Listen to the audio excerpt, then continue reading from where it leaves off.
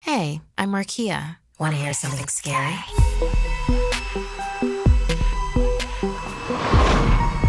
Don't blink. The average person blinks around 29,000 times a day. So many small moments of darkness. It's something we don't think about often. That complete darkness for only a second. Nothing to worry about unless there was a threat lurking when you're not looking. Blink and you'll miss it coming for you. Maria was overjoyed when she had a weekend to herself home alone. Her parents and brother were traveling out of town for a chess tournament, so she had free reign of the place as long as she checked in with Mom every night and morning. Friday night, she stayed up and watched movies alone on the couch. At midnight, the front door sensor rang, alerting her to movement outside. When she walked up to the digital screen to look at who was outside at this hour, no one was there. The only thing she saw was a rimmed hat lying on the ground.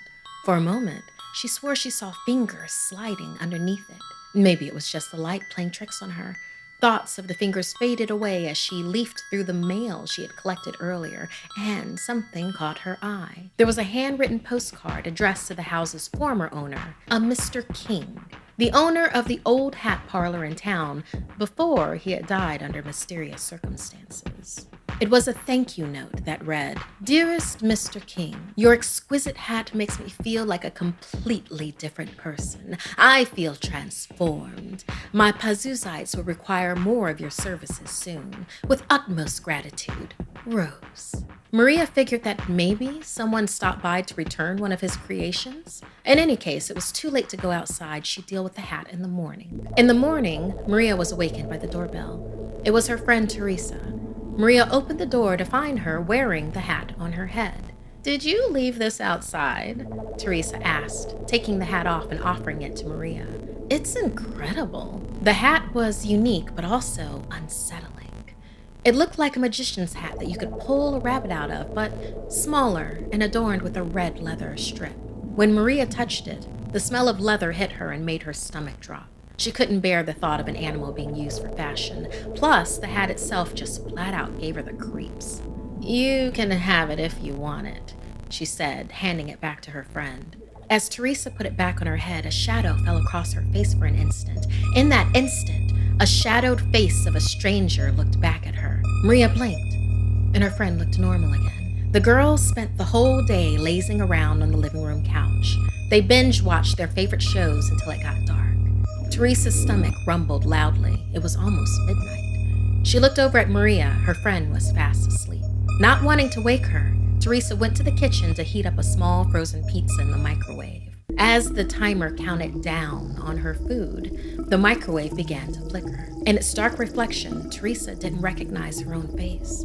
And as she blinked, her face continued to transform. She felt her mouth begin to stretch. The hat. There was something sinister about the hat. Something incredibly wrong with it. Blink. She held her hands to her face. Her fingers were stretched. They were longer. Blink. She felt her eyes begin to protrude bigger and out of their sockets. Blink. She dropped unconscious on the kitchen floor as the microwave timer went off. Maria was jolted awake by the sound. When had it gotten so dark?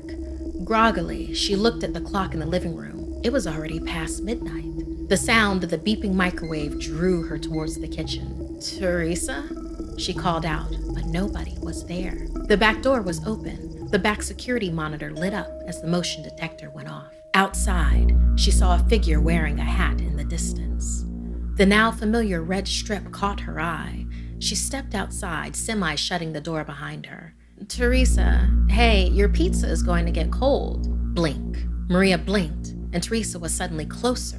Under the hat, her face seemed to shift in the shadows. Something was wrong. "Are you okay?" she asked, blinking again. Blink. Her gaze fixated on the suddenly horrifying creature in the hat wearing Teresa's clothes.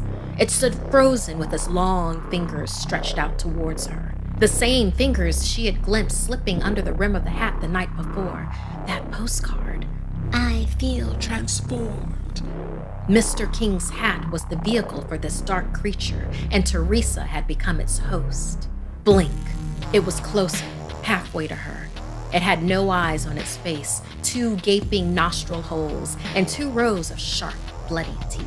It was paused in mid-step, but as she blinked, it's in front of her. The creature's frozen smile was wide as it waited for her to blink again.